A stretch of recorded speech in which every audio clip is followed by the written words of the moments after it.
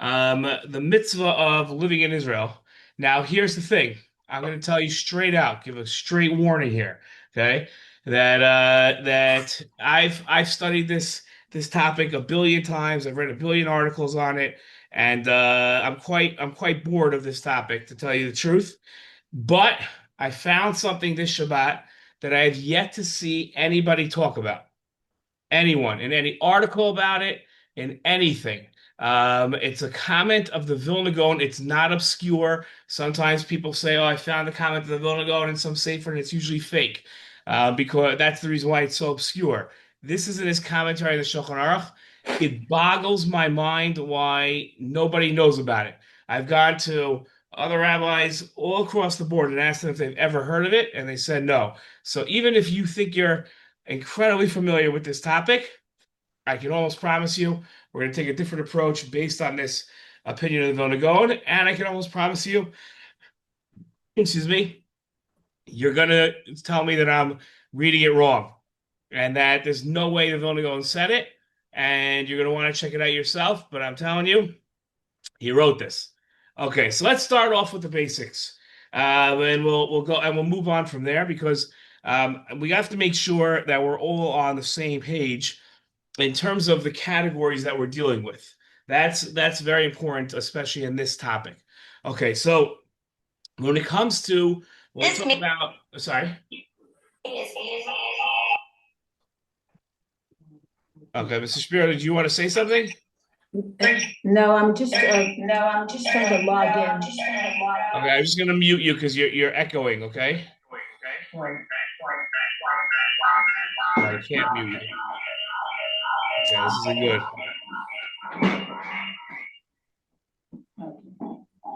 Um, Sorry about that. okay, I think you're gonna have to mute yourself because we can't mute you, um, and it's like disturbing the whole thing.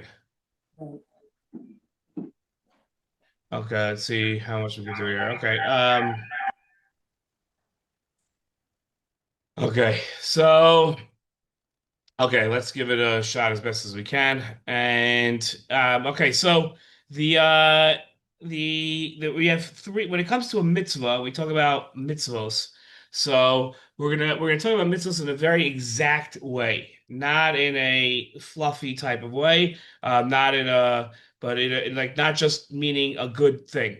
We're gonna talk about there are a couple categories of mitzvahs. The first three categories we're gonna talk about are one is one of the 613 mitzvos. Okay, so that's one category. If something is part of 613 mitzvos, and although while there's no debate about whether or not there are 613 mitzvos or there are more or less, there is a debate, a very large debate for centuries as to what the 613 mitzvos are. Okay, so that's number one. Number two, second type of mitzvah we're going to talk about is a mitzvah midoraisa, a mitzvah min Torah, a mitzvah that's considered a Torah law, but not one of the 613 mitzvahs. So, for instance, we're talking about it when it comes to a mitzvah doraisa that's not one of the 613 mitzvahs, that in order to fulfill the mitzvah of reading Shema, you must read three paragraphs of Shema. That's not one of the Taryag mitzvahs, but that is a Torah law. Okay, and the last category of mitzvah we're going to talk about is a mitzvah derabanan, which is a rabbinic command. Okay, so those are the three categories. So when somebody says, "Is this a mitzvah?" Right, when we're talking about the mitzvah of Yishuv Eretz Yisrael, the mitzvah of living in Israel, so then the question becomes, when you say, "Is it a mitzvah?" What are you talking about? Are you asking, "Is it one of the 613 mitzvahs?" Are you asking, "Is it a mitzvah midoraisa?" Or are you asking, "Is it a mitzvah midarabanan?" Now you'll say, "What's the difference? It's a mitzvah. We got to do it." So there are a lot of practical ramifications as to whether a mitzvah is one of the 613. If it is, it can generate other halachos. Okay, it can generate other laws, which we'll see in a minute. And if it's a mitzvah midoraisa, so then it doesn't generate other mitzvahs. But let's say, for instance, if we're in doubt about it, then we have to go ahead and repeat our actions to do it. So, for instance, saying Birkat Hamazon, grace after meals, benching is a mitzvah midoraisa. And therefore, if I'm not sure if I said benching, well, normally most times when it comes to a bracha, I wouldn't repeat. Here I would. When it comes to a mitzvah derabanan, So then we're usually more lenient. Now, when it comes to the mitzvahs derabanan, we're going to split those into three different things. There's the rabbis came along and they would teach us what the Torah meant by something that's within Torah Shabbal Peh. Okay, so or it could be right, they're defining something, they're telling you this is what the Torah meant. Or it could be that they're learning something from something else to teach us a law. So, for instance, it says that three times you can't eat a kid in its mother's milk. So that teaches us that they learn from that it's forbidden to get benefit from meat and milk together. You can't eat meat and milk together, and you can't cook meat and milk together. So those are three things that they are learning out. And then the last thing is what we're usually very familiar with, which are things that are set up so we don't violate the rest of the Torah, which are called the siyag, a fence. The fences to the Torah can be split up into three categories themselves, which are things that we're not allowed to do, a gzera, things that we must do, a takana, and things that we are accustomed to do, which would be a minhag. Okay.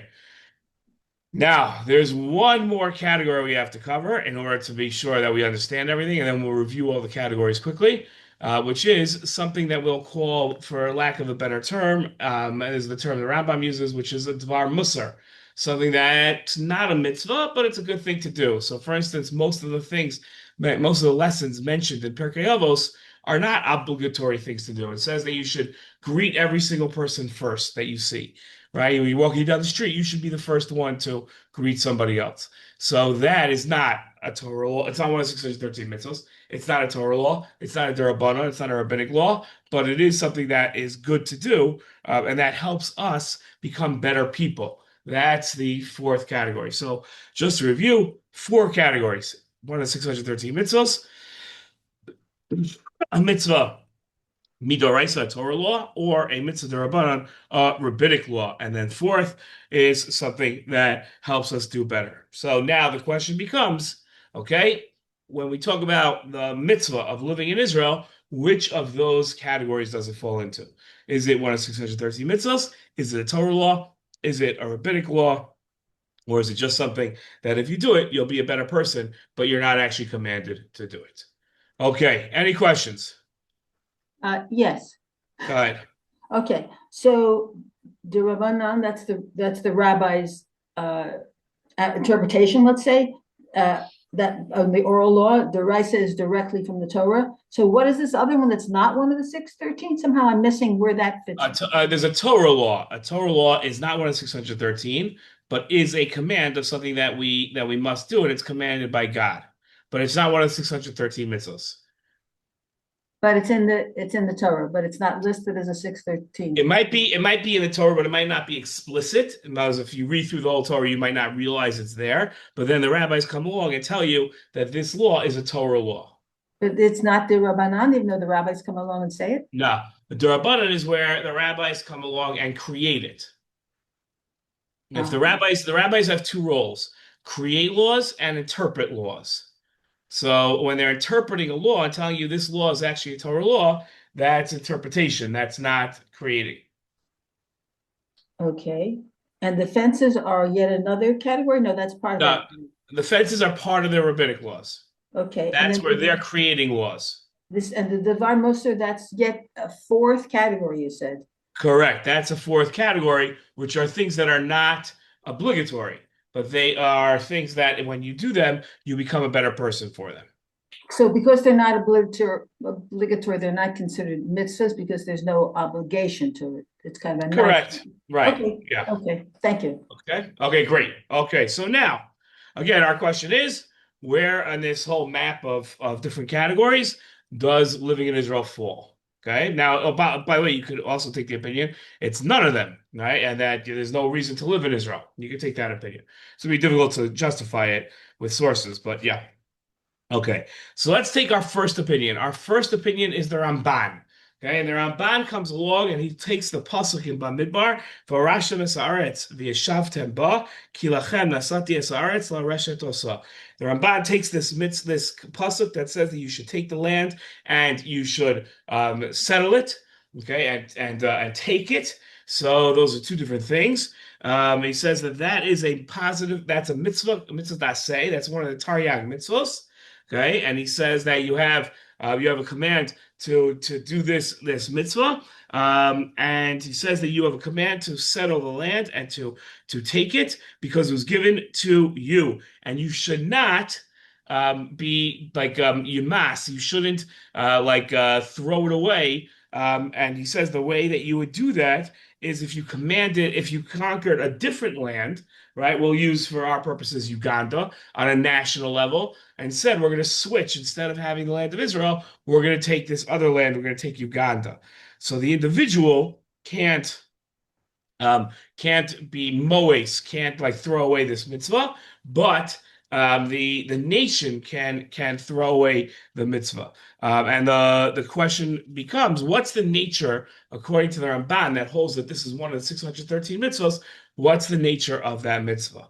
Now, the Ramban supports his statement that this is one of the 613 mitzvahs because, as we said, how do you know when something is one of the 613 mitzvahs? One of the ways of us knowing about it is if we know that it generates other commands, if it generates other obligations. So, for instance, in this case, we're going to see that there are a number of laws that are generated by this mitzvah. So, one of them is that you're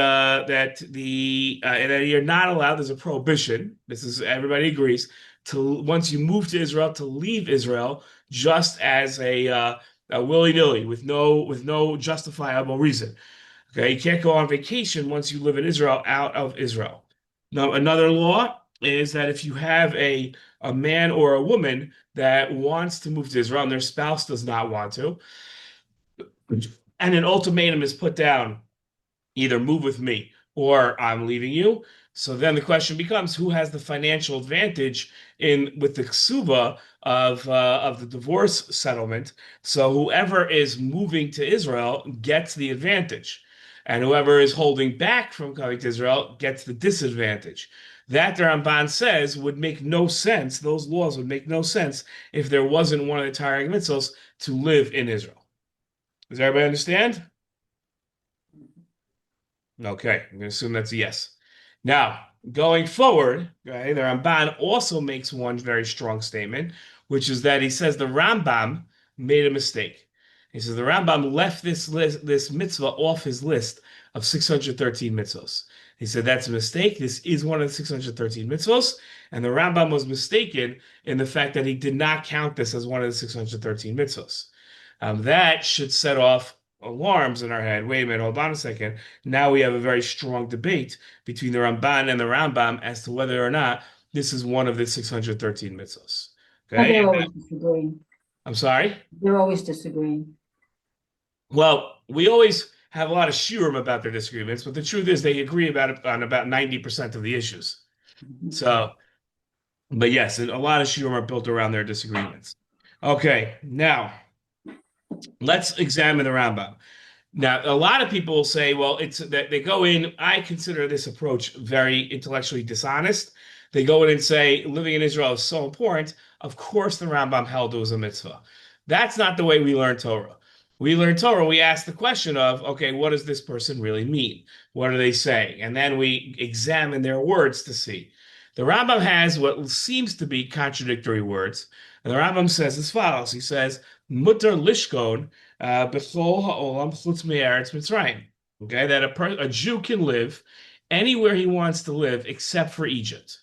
Okay, a Jew cannot live in Egypt, but anywhere else a Jew wants to live, he can live. He just cannot live in Egypt. And the that would mean that it would be hard to imagine that the Rambam would hold that as a mitzvah to live in Israel if he says you can live anywhere you want.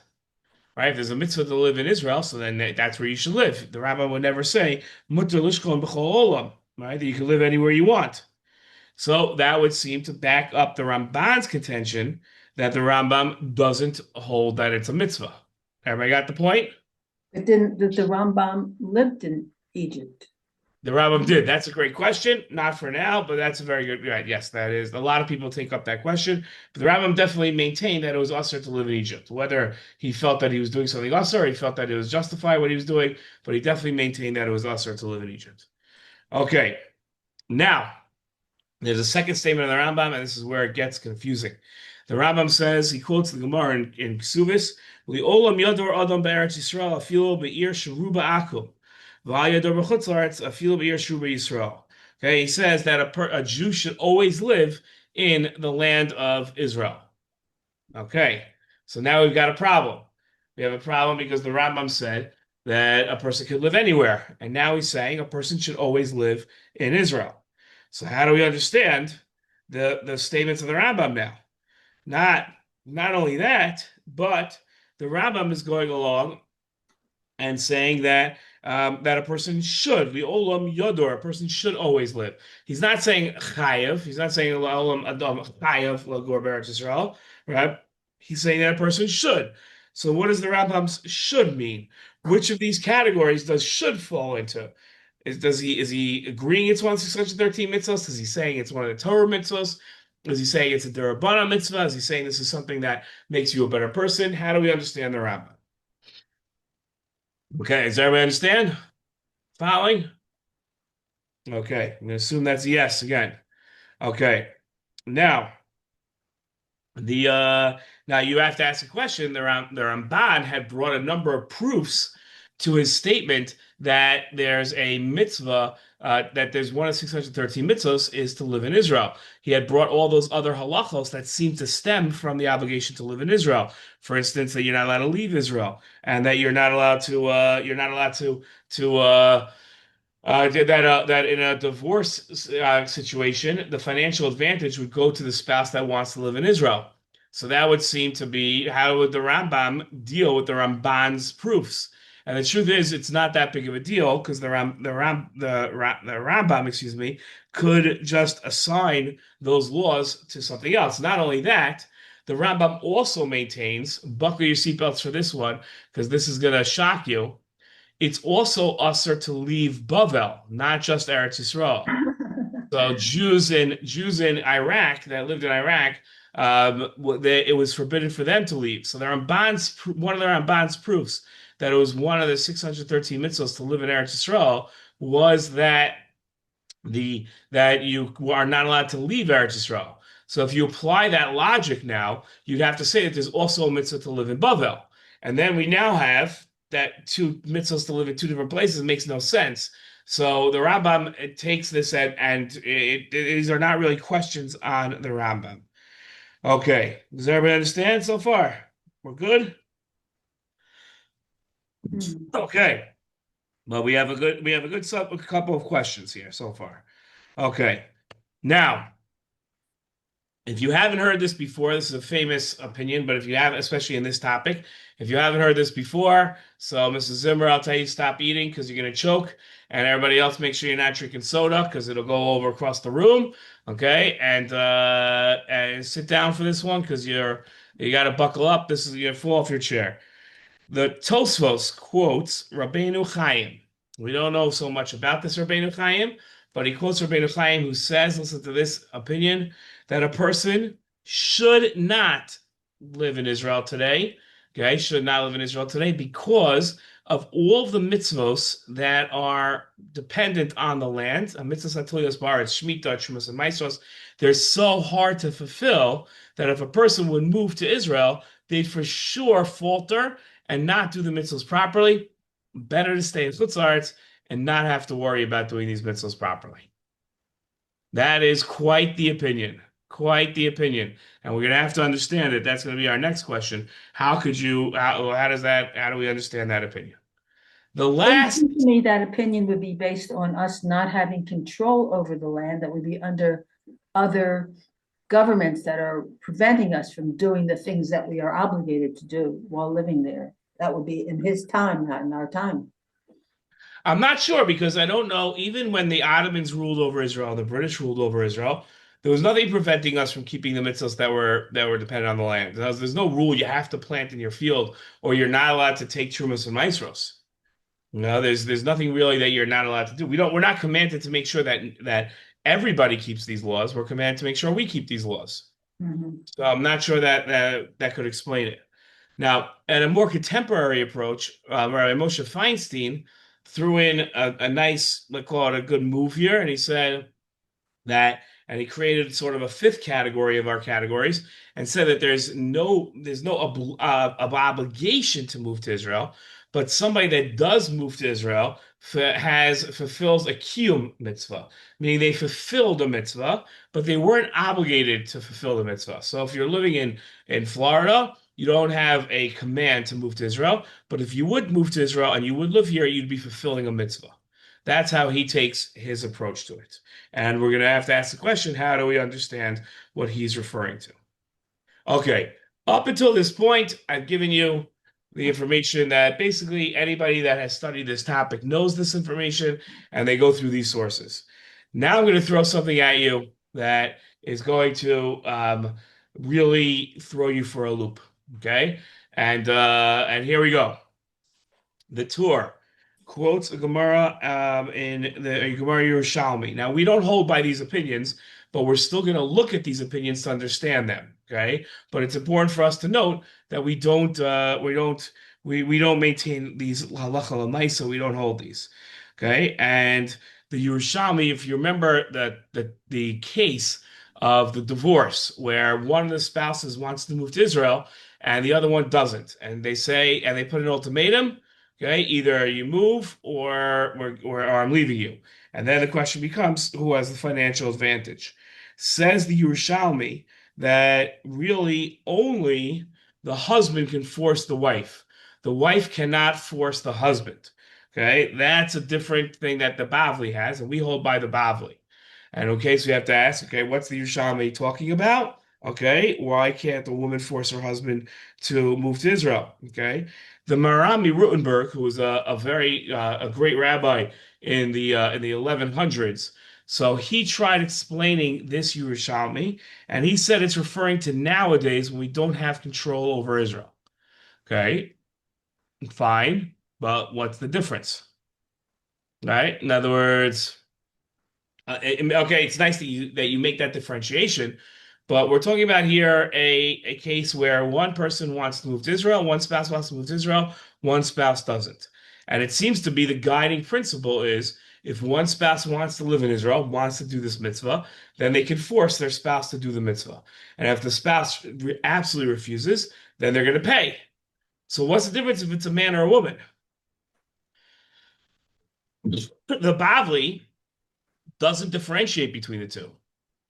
Right? The Gemara, the Talmud Bavli doesn't differentiate. The Talmud Bavli's logic is man, woman doesn't make a difference. It's the same logic here. So the Yerushalmi differentiates, and the Rami Rutenberg says that it's about, right? What's this all about? This is about the difference between nowadays and other days. Okay? The husband generally had been the breadwinner. So if they're going to move to another country, he has to be able to make a living there. And if he says he can't, then that would make a big difference. I'm not sure. So she wants to move. So why can't she force him to move? Because that would put him in a position where he couldn't do his obligation to support his family.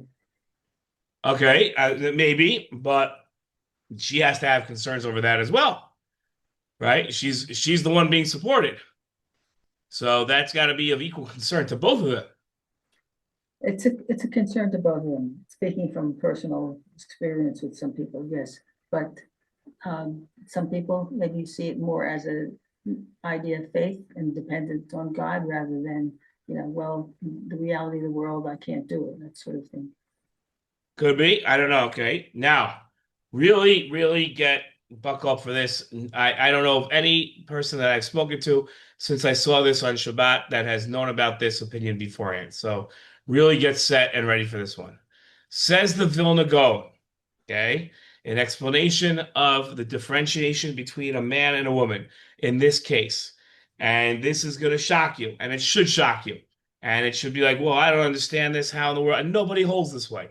No, I don't even know if the Vilna Gaon held this way. It could be he's just explaining the Maram Rutenberg's opinion. Says the Vilna Gaon, because nowadays a woman is not chayeves, she's not obligated in the mitzvah of living in Israel. Only a man is. Hmm. Yeah. Well, that is, if you could explain that to me without thinking about this for a couple of days, like it took me to understand it, I don't understand it. It doesn't. Generally, a woman is exempt from a mitzvah that's generated by time, Mhm. right? This is for sure not generated by time. There's no way you could make that argument. So, how do you understand this? Crazy opinion, right? Now, what you should all do, okay? All for a lot of people on this Zoom that I know you have close relationships with very knowledgeable people. Here, I'm giving you a homework assignment. Okay, I want you to tell them, say, listen, I was at this shiur this morning. I don't know what the guy was talking about, but he said that Vilna Gaon says that nowadays women are not obligated to live in Israel, only men are. And watch the fireworks go off. He doesn't know what he's talking about. Crazy rabbi lives in Israel. That doesn't make any sense. And watch, and then have them get in touch with me, and I'll tell them where it is in the Shulchan Aruch. It is a crazy, crazy opinion. Okay. And so now we've got to understand it, right? How do we understand this? Right? How do we understand these opinions? Okay. Now I'm going to give a theory here. I'm going to give my svara, my theory, and I'm going to use it to explain all our answers. And maybe we'll end a little early today, just because I've got about 100 guests in my house, literally waiting for me to speak to them. So I might have to end a little bit early, but I'm going to give you the full information here. Okay. Here we go. There are, I want to say, two parts to the mitzvah of living in Israel. The first part is conquering and settling the land. That's a national obligation. The second part of the mitzvah is the personal obligation to live in the land. There's the individual obligation to live in the land and the national obligation to conquer the land. But the individual obligation to live in the land is not just to live in the land. The individual obligation is to live in the land so that we can fulfill the mitzvahs of the land. That's the halachic expression of living in Eretz Yisrael, is fulfilling the mitzvahs. And therefore, you can't really, and Mrs. Shapiro was sort of hinting to this before, you can't really fulfill the mitzvahs of the land unless we have complete control of the land. Not because it's impractical, but because first, what we have to do is conquer the land. Then, once we've conquered the land, the obligation kicks in to fulfill the mitzvahs of the land. Okay? That's how I understand the mitzvah of living in Israel. Two parts to it. First is the national level, which comes first. We have to conquer the land. And then once we do that, the individual has an obligation to live in the land. Okay. With that information, I think we could explain all the different things that we were talking about. Okay. Which category does the mitzvah of living in Israel fulfill? Which one is it? Is it one of 613? Is it a Torah law?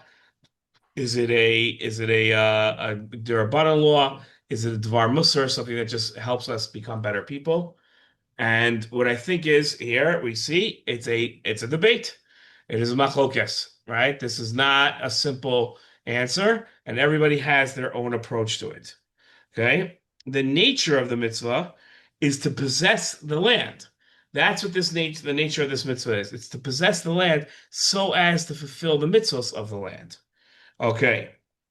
Now, the Rambam, when he says that a person should always live in Israel, isn't saying that this is obligatory, that you have a legal obligation to live in the land. That's the Ramban's opinion.